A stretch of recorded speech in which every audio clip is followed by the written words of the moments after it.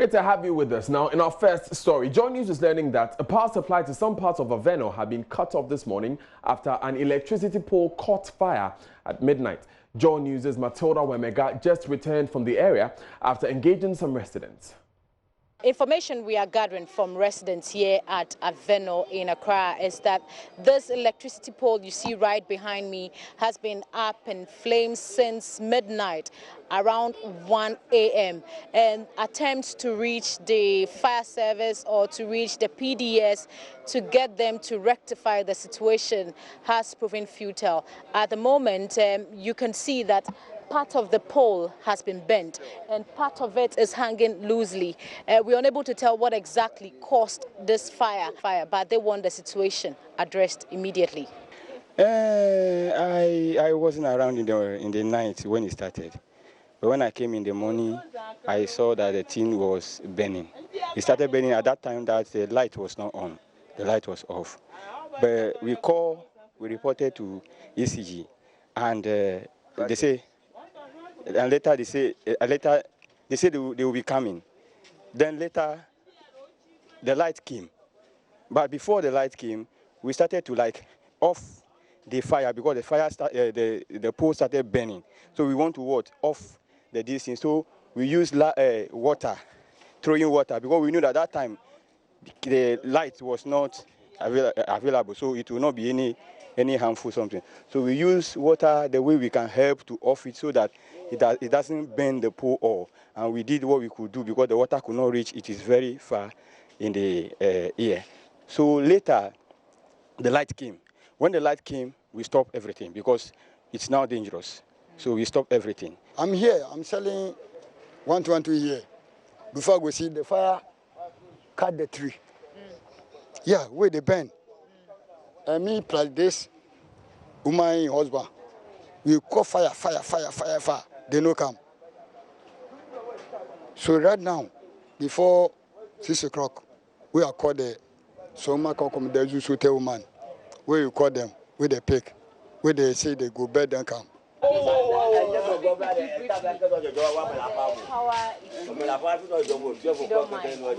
to you briefly. To other stories, Parliament has begun a debate on the Vigilantism Bill. All things being equal, the bill is likely to be passed today. My colleague Elton Brobe is in Parliament and joins me on phone with the latest from the floor. Hello, Elton. How far with proceedings, in Parliament? Well, today, like you said, the Vigilantism and other related offences is one of the issues that they will take on the floor this morning. We are yet to get to that particular motion, and it will be the second reading. What it means is that the second reading comes with the reading of the long title of the bill, and then it will be accompanied by the presentation, a report from the chairman of the committee. The report is expected to be seconded by the ranking member on the committee, and then the content of the report will be a matter for parliamentary consideration, where members will have the opportunity to now respond to the content of the report. The adoption of the report will then move to the next stage, that is the consideration of the clauses on the bill. Because this is a matter that is before the House under a certificate of agency, the opportunity does not exist for Parliament to now go back to the committee level and then look at the clauses, come back to the floor and then debate it. Now, the 10 clauses that is contained in this bill currently before Parliament will be taken today. So we are likely to have the bill passed into law if everything should go on well. The chairman of the committee, Ben Abdallah, some few minutes ago told the speaker that there are some few issues to deal with as far as the report is concerned. So they are incorporating some new issues that came up. For that reason, he asked the speaker to allow the committee some few minutes to fine-tune the report, and then they will put it before the House. So we are all waiting for the chairman of the committee to be given a green light now, read the content of the report, and then we'll know what will happen. My information is that the minority had a meeting this morning, and their participation in the debate, as far as the Vigilantism Bill is concerned, was one of the issues that they discussed. Remember, yesterday they made it clear that in the absence of the publication of the Justice and Short Committee's report and recommendations, and whether or not it will pass of the bill, that will be for parliamentary consideration. They will now take a decision as to whether they will participate in the meeting or not. Now, we don't know whether the report is based on the original bill presented to Parliament by the Attorney General and Minister of Justice, or whether there's been modification. The content will not tell us also the participation or otherwise of the minority. And these are the matters that we are all waiting to see. How soon are we hearing from the minority on this issue? Well, they've made their position clear that it will be extremely difficult for them to participate in the absence of the publication of the short report. Now, from what we've been told, nothing has really changed as far as the body and content of the bill presented by the Attorney General is concerned, meaning the bill will be presented without government incorporating the recommendations of the Justice of the short committee report. And that may put the minority in a position where they may say that we can no longer participate in the debate as far as this matter is concerned. But that is yet to be communicated officially. Right, thank you very much, Elton Brobe, for joining us. He just reported from Parliament on this matter. Let's stay particularly with the issue of the publication of the Short Commission Bill reports. Now, the latest to add to the call for the publication of that report before the Vigilantism Bill is passed is Chairperson of the National Commission on Civic Education, Josephine Nkrumah. According to her, the issues regarding vigilantism are beyond the passage of the bill. She spoke to my colleague Bernice Abubeidu Lanza.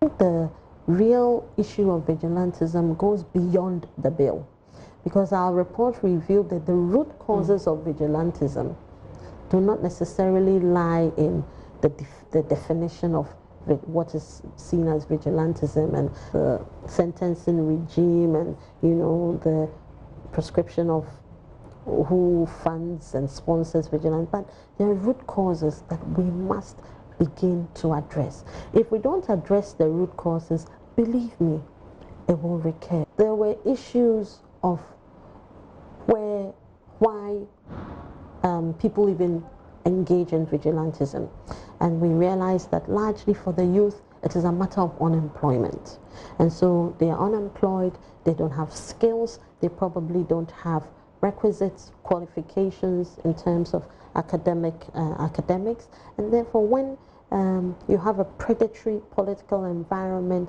that preys on the young ones and uses them, you know, to satisfy their own selfish needs and ends, you would have that continuum of young gentlemen and women who are constantly recruited to engage in these very distasteful acts. Now, sharing her thoughts on the manner in which the communication and investigation in connection with the 3 Takrady missing girls have been handled, Ms. Nkrumah felt saddened and unhappy about the turn of events. It's a most unfortunate turn of events where up to now we have no clue as to what happened to these 3 girls, and I think there are other incidents of kidnapping as well, but this is the topical one. I think it was most unfortunate, the comments that were made by the CID boss, you know, whether it was in good faith or whatever, to raise the hopes of families. I can't even begin to understand what their families are going through when you're told, oh, we are close to finding them. Because the moment I heard that comment, my thoughts were, oh, but even if you have found, you know where the girls are, do you announce this publicly? Because then the girls may be moved by the kidnappers. So I didn't quite understand that whole, you know, press conference and the comments that were passed. I think that our Ghana Police Service, who have always been known internationally to be, you know, of high class, I'd like to see a lot more going into this Tardy Girls saga. Now, the Ministry for Local Government and Rural Development says it will soon start a program called the Ghana Safety Net Project, which promises to create 30,000 jobs. The 3-year projects to be rolled out in 80 districts will see the construction of feeder roads and dugouts using a 60 million World Bank facility. Sector Minister Haja Alima Mahama disclosed this at the Meet the Press series in Accra. Ernest Minu has more in the following report. The Ghana Safety Net program is one of the top priority projects of the ministry under its rural development policy. It will be implemented in partnership with the Ministry of Gender, Women and Social Protection. In a period of 3 years, we plan to work on 80 number feeder roads 80 small earth dams and dugouts, and develop 160 nurseries in the district assemblies to promote 8 million fruit seedlings to be planted within a targeted area of 1,300 hectares. The project will create about 30,000 direct jobs through our labor-intensive public works, and to also provide 25,000 individuals capital to start their business in a program that we call Productive Inclusive Program. The minister also announced that her outfit has rolled out systems aimed at assisting local assemblies generate enough revenue for their development. Hajia Alima Mahama named 10 districts which are the best performing in terms of revenue mobilization. When people do well, we should congratulate them. The number one in the whole country is Asunafon South. Dream North is second. German North is third. East Gonja, Salaga is fourth. Upper Denchira West is fifth. Mpoho is sixth. Doma Central Municipal is seventh. North Gonja is eighth. Bosomchi is ninth. And Tatale, Sangole, Tatale is 10th. So the big metropolitans, you don't even see them. Achieve.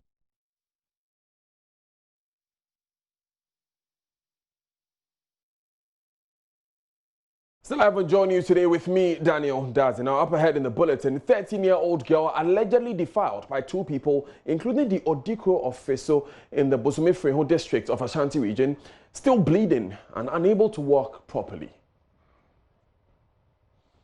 Also, the Deaths Registry has suspended 3 staff after a Joy News expose on the collection of unapproved fees from applicants, including foreigners, to issue them with birth certificates.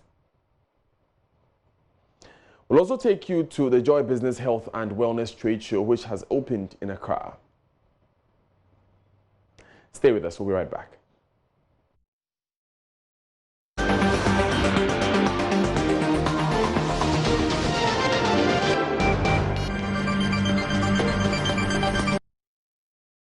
Now, a 13-year-old girl allegedly defiled by 2 people, including the Odikro of Friso in the Bosomefreho district of Ashanti region, is still bleeding and unable to walk properly. Relatives of the class 5 pupil say they cannot afford treatment at the hospital, though the girl continues to bleed from her genitals and has severe abdominal pain. My colleague, Ohiming Teria, visited the family at Friso and filed this report. With a piece of cloth around her, the teenager, who looked helpless after enduring many hours of lying down, decides to sit on a student mattress in the open. She looked on in anguish as her mother, supported by her siblings, roast Gary in 2 big pans. The pattern of her difficult breath could be read closely with the movement of the cloth. The family says her condition keeps worsening by the day, since suffering the ordeal allegedly in the hands of the chief and the taxi driver.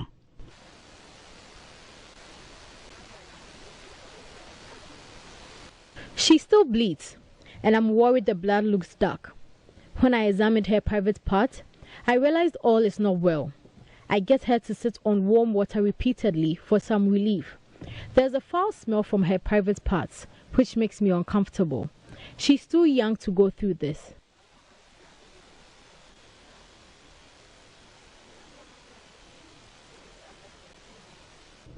A 47-year-old widowed mother, Mary Adakwa, and her children depend on the benevolence of people to augment the little income she makes from doing menial jobs. Feeding the children means thought of taking the defiled girl to hospital is no option. She faces the challenge of raising money for dental age estimation examination to prove the girl's age, which has become contentious at the Bekwai District Court. Madam Adakwa, who broke down during the interview, blames the family's predicament on the demise of her husband.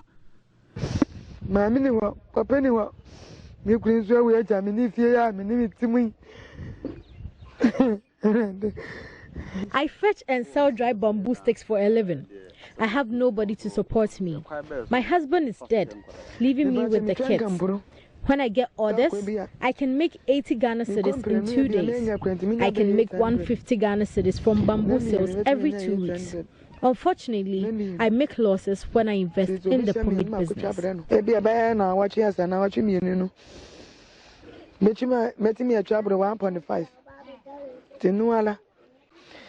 Meanwhile, police at Bekwai continue the search for the second suspect, identified as Kofi Inspector, who is at large. The Odikro is, however, on court bail after being arraigned last week. From Freso in the Ashanti region for Joy News, Ohiminteria reporting. Now, the Deaths and Deaths Registry has suspended 3 staff after a Joy News expose on the collection of unapproved fees from applicants, including foreigners, to issue them with birth certificates. It follows a Joy News investigation led by Kwete Nate, highlighting unbridled rot by some officials of the Deaths and Deaths Registry, which has led to foreigners acquiring Ghanaian passports. Registrar of Births and Deaths, Reverend Kingsley Addo, tells Joy News the department explains measures that have been put in place to deal with the issue. When the issue broke out, we actually set up our own management investigation team, and we tried to address some of the issues. First and foremost, we realized that most of the guys who were even parading as staff of the registry were really not staff. They were people who would visit the office and frequent the place, and then they would interact with the public and try to extort money from them and use a few bad nuts within the system to perpetrate some of these things. So we actually have put in place some measures to ensure that at least staff are properly identified on the premises. So all staff are now enjoined to wear their designation tags showing their names and everything, and we encourage the public to deal with staff when they visit our premises. Unfortunately, our premises are not too secure. It's very open. We also have tried to get assistance to ward off intruders from our premises. So we are working closely with the security agencies. There are people who have also come to work with us, not as permanent staff, but sometimes they come as service personnel, attached persons, and some volunteers. We have asked all of them whose terms have lapsed to leave their premises. The issues that came up about unauthorized charges and things, we have also sent our internal audit team round, and they are actually doing some investigations for us. But I want to assure the public that we have displayed conspicuously on our premises the services we provide and the fees that go with these charges.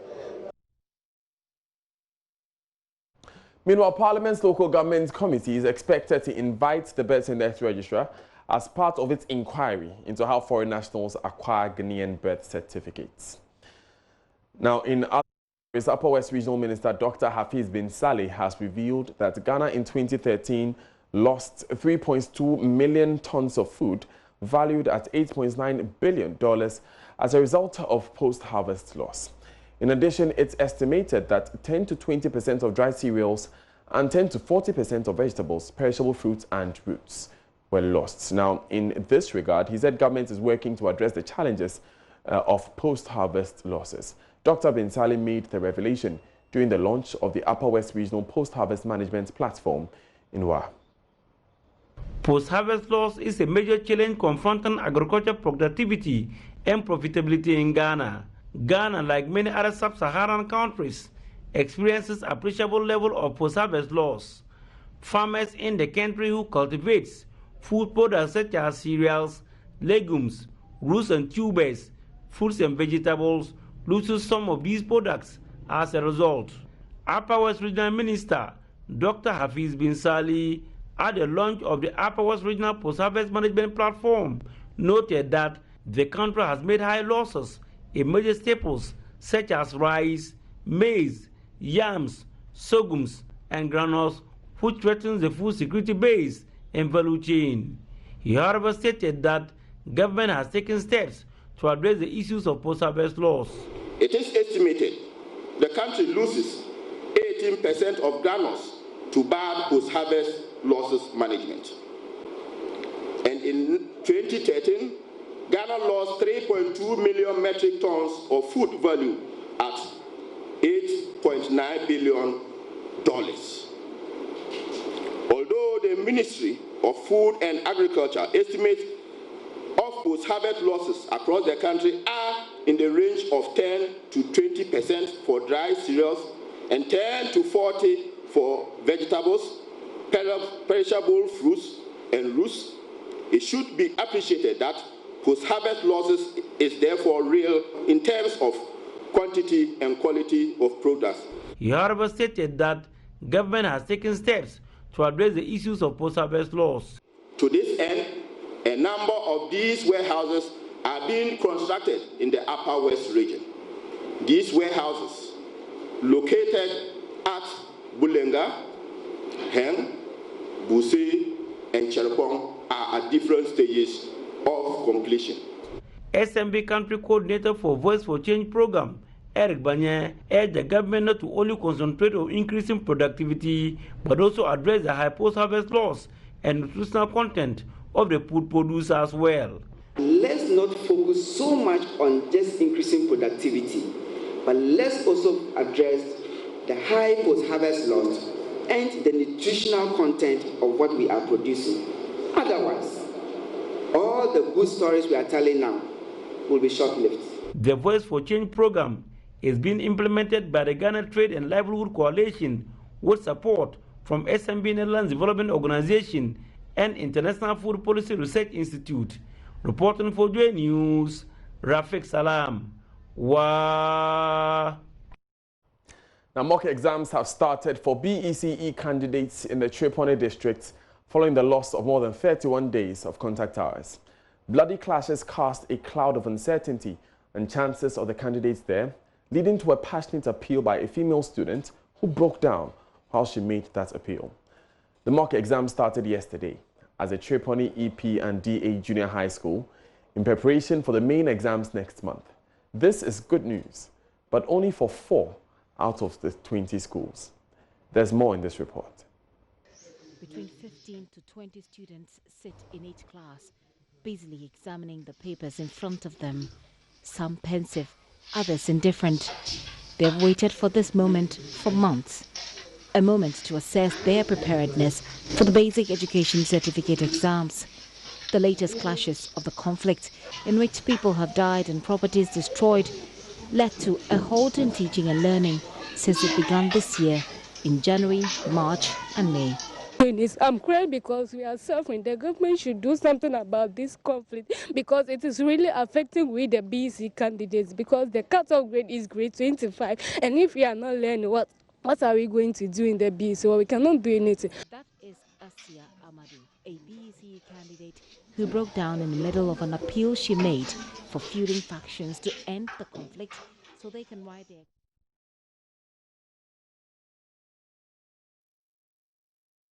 I apologize for the poor sound quality of that clip there. We'll bring you the story in later bulletins. Now, however, it's time for business, and the Joy Business Health and Wellness Trade Show has opened in Accra. We'll be taking you there live after this.